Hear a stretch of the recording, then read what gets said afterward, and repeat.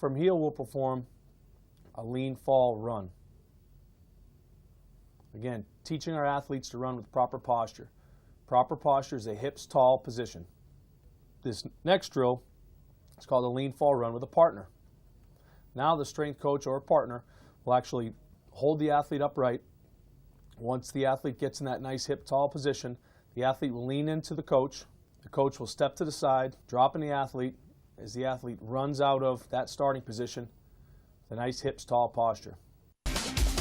Now we will demonstrate some of our acceleration drills, starting with the single leg start.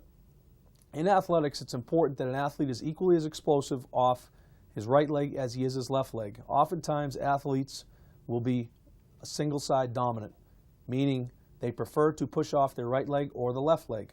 However, in athletics, we cannot predetermine which leg we'll always start with. So it's important that we work both the right leg and the left leg in our single leg start. Here, the athlete will, standing on one leg, flex at the ankle, knee, and hip, and sink his center of gravity down to drive off a single leg and run through 10 yards. Again, if we do it on our right leg, we'll also execute the same movement on our left leg with the idea that we'll develop explosiveness on both the right and left leg. Tennis ball drops are also an outstanding exercise to develop the ability to accelerate.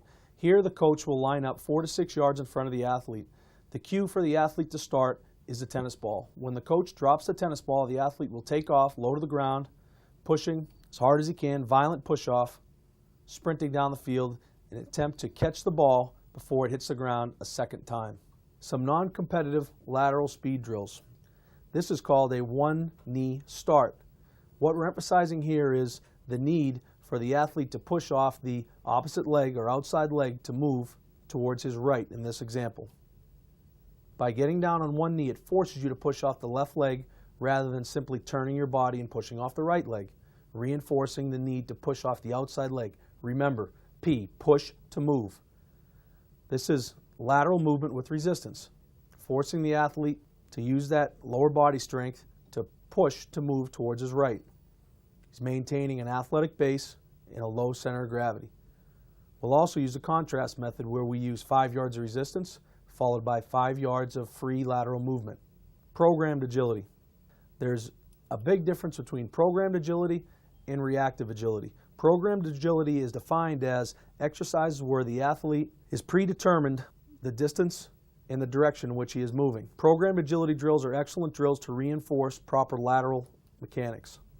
This exercise is called the pro agility, where the athlete runs 5 yards in one direction, hits the line with his hand, runs 10 yards in the opposite direction, hits the line with his hand, and finishes through his original starting point. We start this exercise in a 3-point position, and it's important that we reinforce our good pal mechanics. Pushing to move, athletic base, keeping the feet apart, and a low center of gravity as we change direction.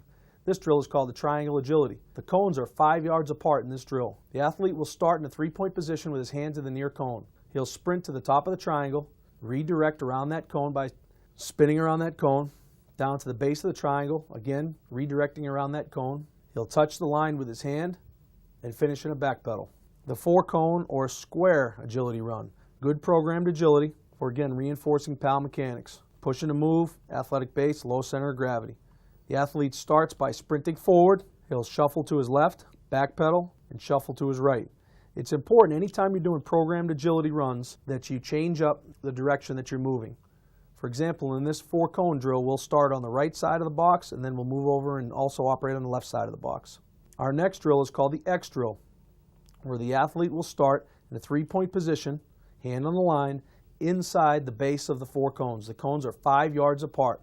His right hand is down in this position. We'll also do this drill from the opposite side of the square, where our starting position will have our left hand down. The athlete will sprint 5 yards and touch the cone, at which point he'll redirect at a diagonal angle to the base of the cone, sprint forward, again to the top of the square, back to his original starting point, touching the base of the cone, and driving through the top of your 5-yard square. This is called the L drill or 3-cone agility. You'll hear both terms used.